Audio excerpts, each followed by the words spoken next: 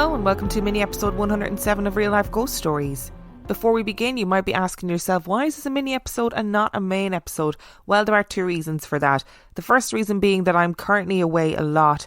January, for some reason, is proving to be a really busy month in general.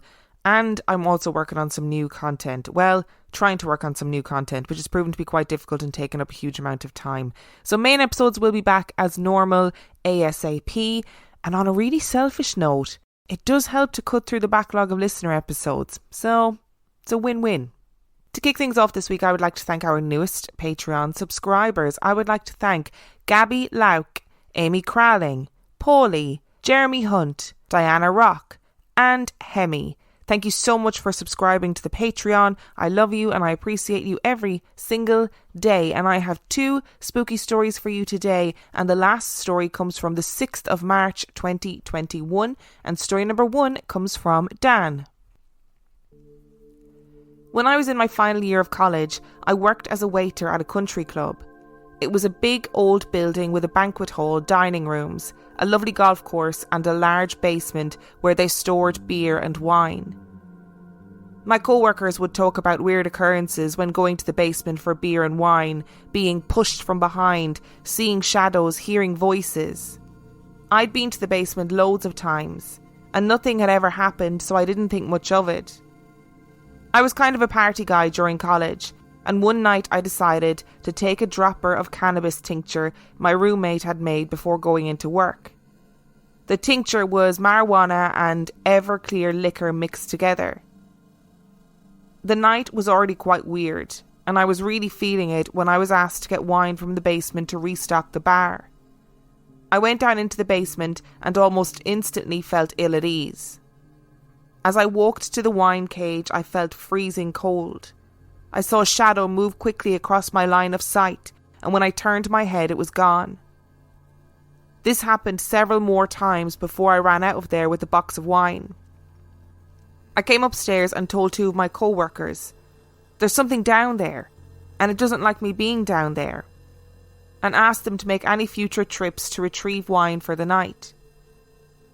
When I got home, I told my roommate about this experience, and he asked to see the bottle that he had given me. He looked at the small blue medicine bottle and said, "Oh shit." I asked him what was wrong, and he said, "Before I put the tincture in that bottle, it had liquid LSD in it. You might have actually gotten some residuals of that." We both ended up laughing about it, so thanks, Kyle. My next story was when I worked for a food safety company that serviced grocery stores. One of my contracts was a store in a small rural town far away from my home. People had told me stories of ghost children that caused mischief in the offices.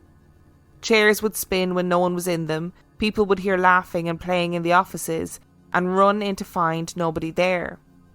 The store manager insisted the store was not haunted when I asked her, but other people there told me she would not enter the store alone if she was the first person there at opening. She would wait for someone else to arrive before opening the store. As part of my inspection, I'd have to check a large cavernous basement room every month. The door was a huge metal swinging door that was locked. I would always have to request a key from the manager to open it. Employees had told me of times they had heard blood-curdling screaming from down there, and when they'd open the door, there would be nothing there. The light switch for the basement was on a pole in the middle of the room. That meant you would have to walk 20 or 30 feet through the dark to the middle of the room to turn on the lights. I always had a flashlight that I used for my inspections, so this wasn't as bad as for the employees who didn't. One October I was going down into the basement. I made my way to the light pole, flicked on the light and jumped out of my skin to see a large black thing dangling from the pole. On closer inspection, it was a spider Halloween decoration the employees had put up as a prank. When I left the basement, they asked if I saw anything, and I said yes, that damn spider scared the crap out of me. They howled laughing. I had always asked about ghost sightings since the first time they told me about it, and they knew they could get me with a good basement prank. A few months later, I did my check in the basement and felt off. It was colder than usual, and I desperately wanted out. As I shut the large metal door, I saw a wispy white trail of smoke travel across the room. I slammed the door, locked it, and ran back up the hallway. As I continued my inspection, I peeked my head into a room full of glass jars of tomato sauce and other canned products. I didn't go into the room. I'd been through many times before and I knew what was in there. Plus, I wanted to get out of the store after my experience in the basement. I was in the deli when I heard a huge crash from the stockroom. Everyone came running and found the racks in the storage room had fallen over and collided with each other. Broken glass and tomato sauce were everywhere. The store manager accused me of doing something to make the racks fall. It wasn't me, I only poked my head in, I told her. She reviewed the security footage and the racks fell 5 minutes after I was seen outside. No one was in the room or anywhere nearby when it happened. The thing that strikes me most about this story is my own naivety about any sort of drugs. I literally was reading this going, marijuana and Everclear liquor in a tincture. Whoa! Who knew? My own naivety aside, I wonder if a combination of the residual LSD, the marijuana, whatever, and knowing the stories of the basement made you feel as though there was something in the basement, which is interesting. Maybe the power of suggestion is far more strong when you're under the influence. Who knows? But the other story about the being an inspector, I love the fact that the workers tried to freak you out with a spider or a Halloween decoration hanging in the basement. If they did that to me, they would fail the inspection instantaneously. I'd be like, fail. No, sorry, that's not how this works. Don't try and scare me. No way, man. Try and scare me, I'll ruin your life. I've been watching a lot of paranormal shows lately, like paranormal shows where they go and investigate various places, and they always talk about energy and ghosts needing loads of energy to do various things. But if, we're going to prescribe to that way of thinking, like how much energy would it take to knock over those racks that are standing up and holding huge weight of canned goods and glass jars? I don't know, that's a serious amount of energy. Today's episode is sponsored by HelloFresh. Now, look, I know I've been doing fun, silly ads for HelloFresh at the moment, but I thought I needed to do at least one ad where you could really get an idea of what HelloFresh is all about. Did you know that March is National Nutrition Month? And HelloFresh makes it easy to choose delicious dietitian-approved meals. Simply look for the Dietitian Win tag on their menu choices for meals with under 700 calories and with 1/3 less sodium.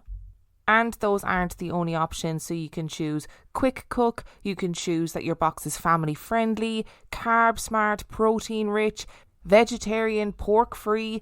There are so many different options to choose from. HelloFresh sends you seasonal recipes that come with ingredients already pre-proportioned, so all you have to do is cook and enjoy. And I've said it before and I'll say it again, I'm not a good cook. It's not something that comes naturally to me, but let me tell you, when I'm getting HelloFresh, I feel like I'm Gordon Ramsay, I'm taking pictures of every meal and I'm sending it into the group chat. To be honest, HelloFresh is one of those things that I'm always going to recommend, whether I'm advertising for them or not. It's quick, it's easy, it's great for people who maybe aren't very good cooks like me. It's cost effective and it also saves on a ton of waste. So go to hellofresh.com/Real Life Ghost Stories 60 and use the code Real Life Ghost Stories 60 for 60% off plus free shipping. That's hellofresh.com/Real Life Ghost Stories 60 and use the code Real Life Ghost Stories 60 for 60% off plus free shipping. Today's episode is sponsored by Hers. This time of year, all of the emphasis is always on organising your space. It's always on wellness. It's on spring cleaning. It's on fresh starts. But actually, the most important way to take care of yourself is to take care of your mental health, and you can do so at forhers.com. At forhers.com, you can get access to real medical providers who can prescribe trusted anxiety and depression medication if it is right for you. The process is 100% online, including unlimited check-ins, provider messaging and support along the way. Plus, to make things even simpler, you can get your first month of treatment for just $25 if prescribed. To get started, go to forhers.com/spring. That's forhers.com/spring. And I know for some people that getting access to proper mental health care can be a serious source of stress in and of itself. It also can be really difficult to talk to healthcare providers face to face about things like your sexual health, about things like hair loss, and about things like your mental health. That is why Hers makes it simple. Get started today at forhers.com/spring. That's forhers, forhers.com/spring. The offer is only available if prescribed. Prescription products require an online consultation with a healthcare provider who will determine if a prescription is appropriate. The subscription is required. Additional restrictions apply. See website for full details and important safety information. At Kroger, shopping with pickup and delivery is the same as shopping in-store. Same low prices, deals, and rewards on the same high-quality items. It's one small click for groceries, one big win for busy families everywhere. Start your cart today at Kroger.com. Kroger, fresh for everyone. Restrictions apply. See site for details. Save big on your favorites with the Buy 5 or More, Save $1 each sale. Simply buy 5 or more participating items and save $1 each with your card. Kroger, fresh for everyone. And story number 2 comes from Tyler. And Tyler is a friend of the show. We love Tyler.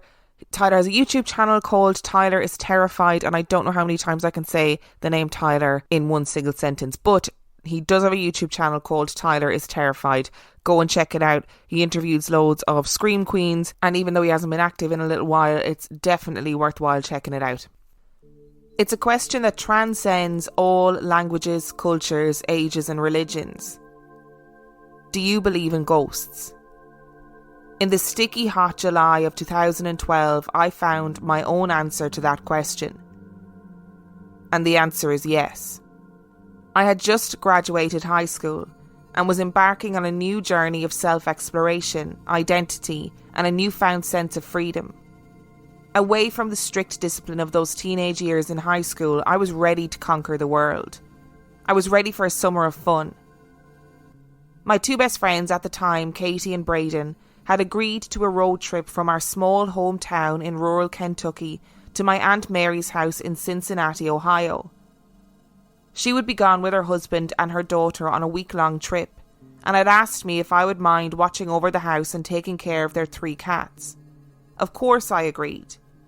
She told me as long as I didn't throw a raging party, I could invite a couple of friends to stay with me. Katie and Braden were just as excited as me. Freshly 18 years old, none of us had ever had a trip to a big city on our own. We lowered the volume of the radio as we pulled onto my Aunt Mary's street. The house I'd regularly visited for holidays and special occasions suddenly felt like a luxury resort. Katie, Braden and I grabbed our bags and made our way to the side entrance of the house.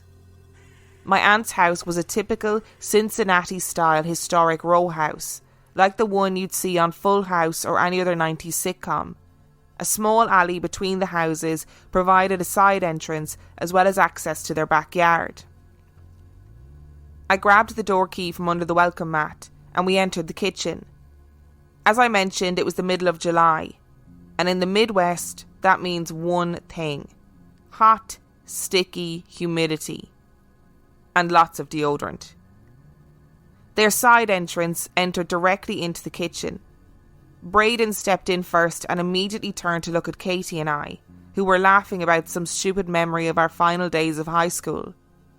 The look on Braden's face suggested something was strange. "What's wrong?" I asked him. "It's so cold in here," he said.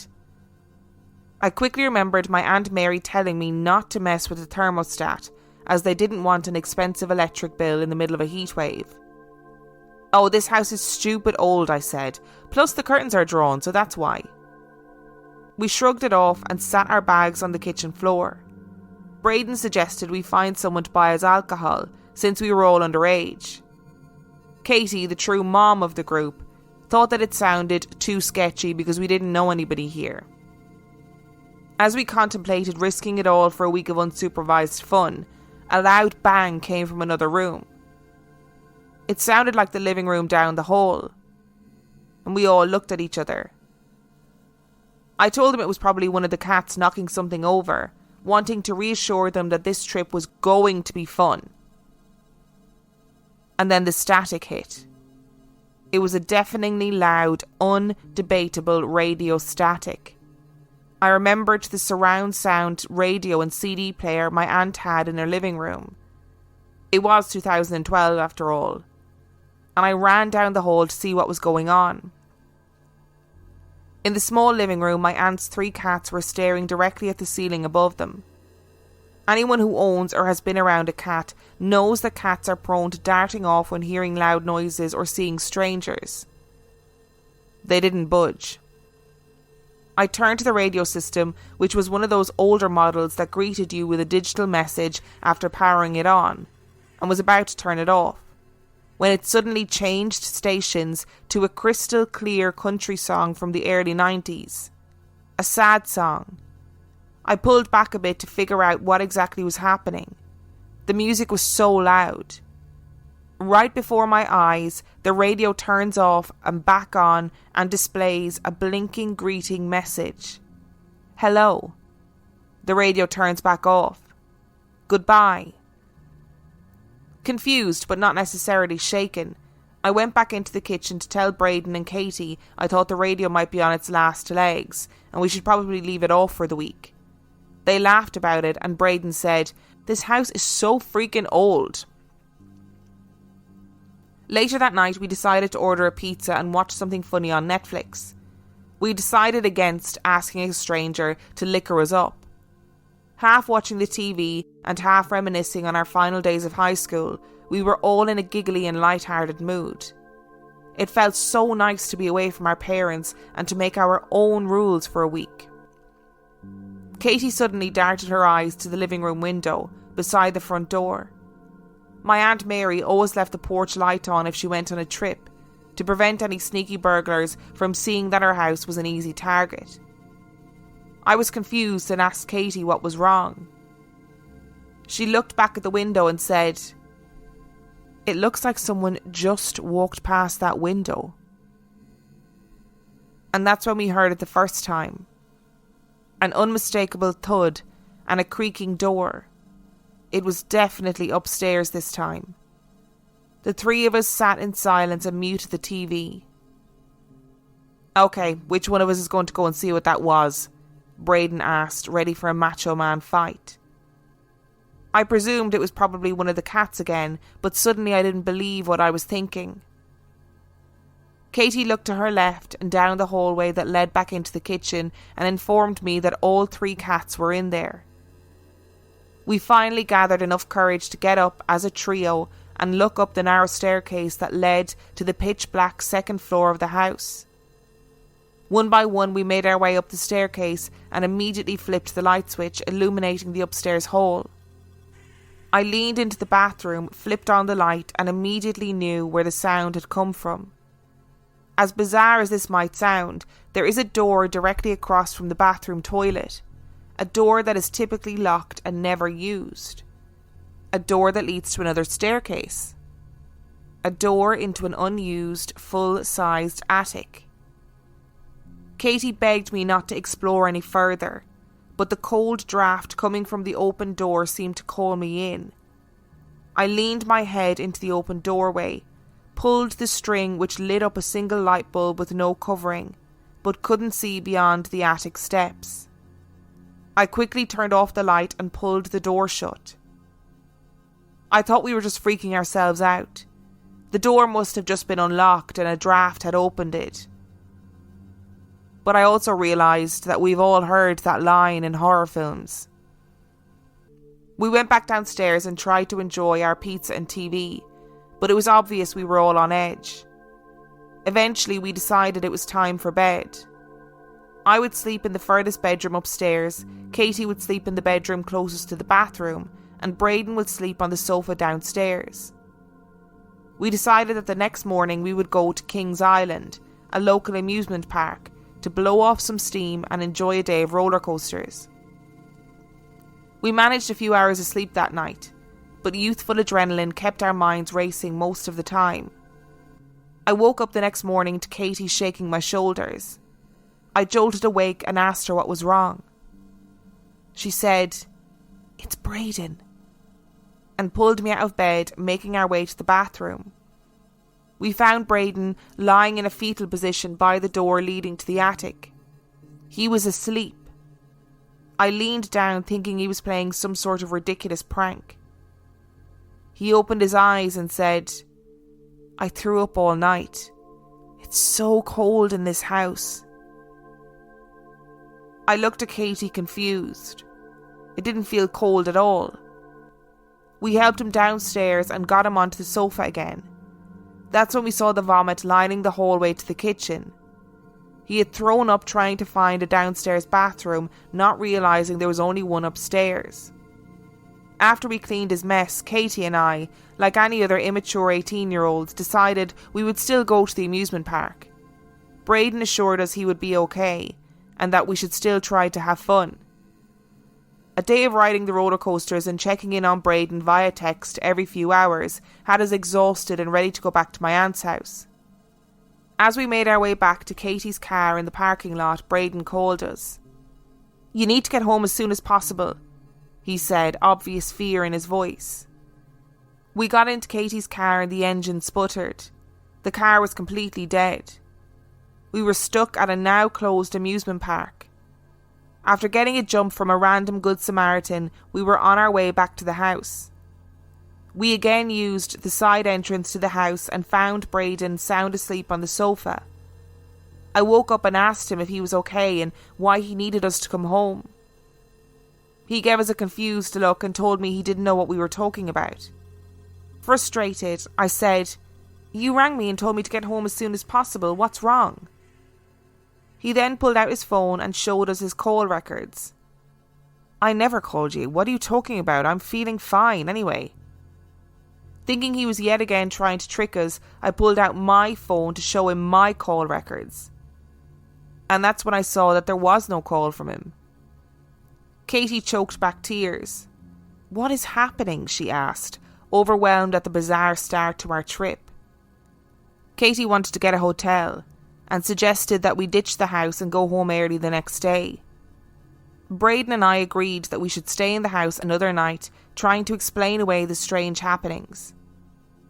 Katie went straight to bed and slept with a lamp on the entire night. My bedroom was directly beside hers, so I could look over and see the wall brightly lit from the lamp. I began to get myself ready for bed, heading to the bathroom to brush my teeth. Braden had turned out the downstairs lights, except for the faint TV flicker. I yelled down to him, "Good night," and he didn't say anything back. He was already asleep as well. Brushing my teeth, I began to examine my face, as one does, in the mirror before bed. The attic door was directly to my left at this point. A long, single, scratching sound came from behind the closed door. I immediately turned off the faucet, toothbrush still in my mouth, and stared at the door. What felt like years but was only a few seconds in reality, I questioned what I had just heard. I finished brushing my teeth and leaned my ear against the attic door. Had I really heard the scratching, or was my mind playing tricks on me? I nearly skidded across the room when a knock came from behind the door. A single, defined knock. I stood frozen with fear, staring at the closed door. And that's when the single most terrifying sound I've ever heard in my life happened. It was a snort. Somewhere between a pig and a horse snort, but unlike anything I've ever heard. Long enough to make me know there was something in the attic. I ran out of the bathroom, closing the door behind me. Katie was sound asleep in her bed, so I decided to enter my bedroom and sleep with my lamp on as well. I'd never been the praying type, but I mustered out a quick prayer to ensure our safety and to protect my friends and I from anything evil residing in the house. At 7 a.m, just after daylight, I was awoken by what sounded like a suitcase hitting the floor. The lamp in Katie's bedroom still cast a bright spotlight effect on her bedroom wall. I watched, able to see her wall from my own bed as the clear shadow of Katie went through her suitcase. She was packing her belongings, getting an early start to our final day in Cincinnati. After 20 minutes or so of watching her shadowed outline pack her suitcase, I decided to get up and talk to her about what we should do before heading home. When I entered her room, I nearly fainted. Katie was asleep, sprawled out over her bed. I woke her up saying, "You fell back asleep quickly." Clearly confused, she groggily asked me, "What do you mean?" I told her I had watched her pack her suitcase. Her eyes grew wide and she said, "I just woke up, what are you talking about?" We went over to her suitcase, seeing that all her clothes were neatly folded. She laughed and then thanked me, saying she could have really packed her own stuff. "Katie, I didn't pack your bag. You did." She swore she hadn't touched her bag. We went downstairs to see if Braden had packed her belongings, and he too was asleep. We gathered our belongings and anxiously waited my aunt's return home. She, my uncle and my cousin were set to arrive back at the house within the next hour. I realised I had left a pair of shoes upstairs, bright red in colour, and went to grab them as Katie and Braden sat in the living room downstairs. I searched everywhere, both bedrooms, but I couldn't find them. That's when I felt the familiar unwelcome cold breeze again. I looked into the bathroom to see the attic door wide open. I was shaking with fear. I decided it was time to see what was in the attic. I knew neither of my friends would go with me, so I didn't bother to ask. I made my way up the attic staircase, which came to a large, mostly empty room. There was a single rocking chair facing the lone, tiny window overlooking the street. It suddenly felt hot and humid in the attic. Pin dropped silent and stifling.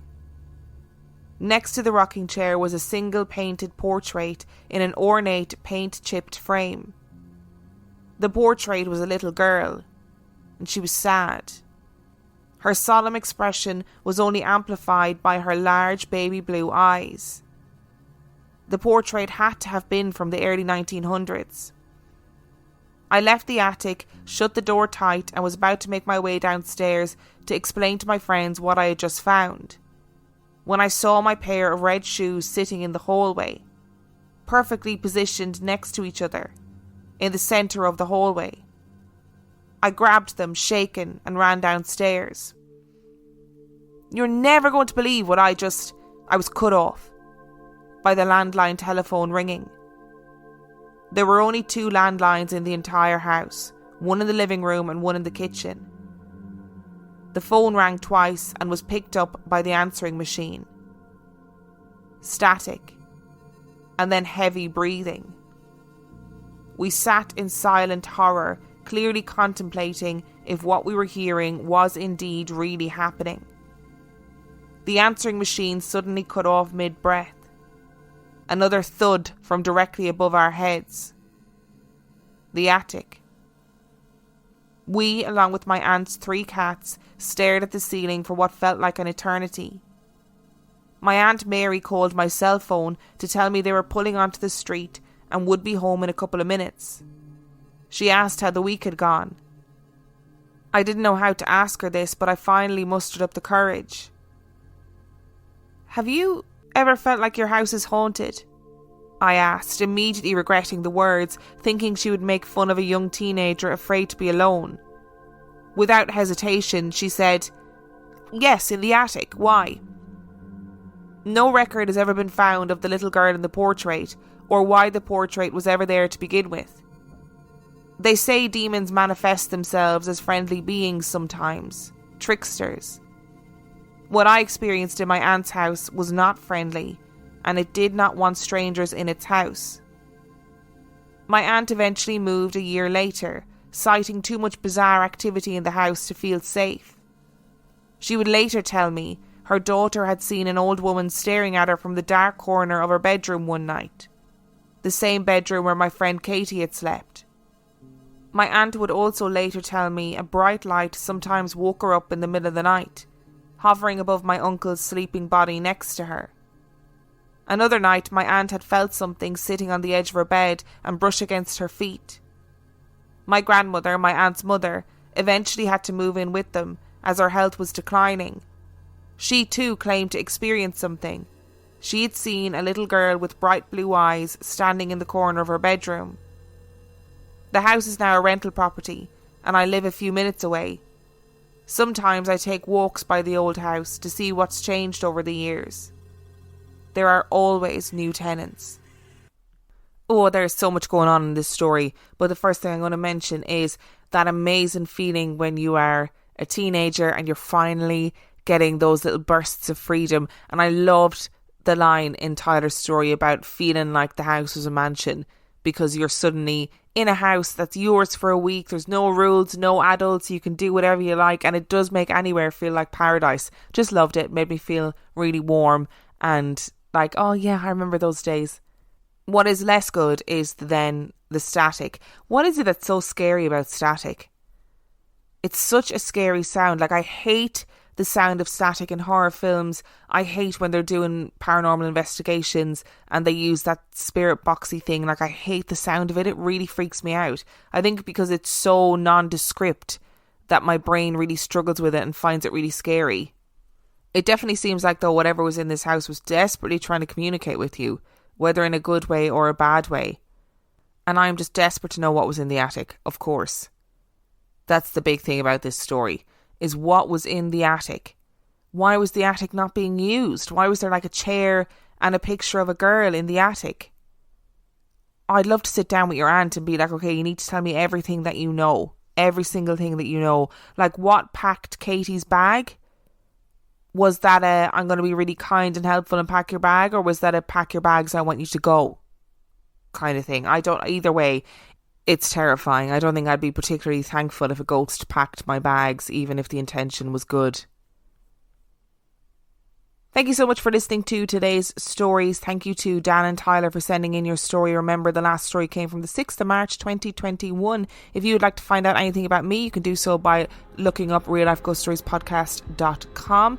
And remember, there'll be no main episodes just for a couple of weeks, and I will see you next time.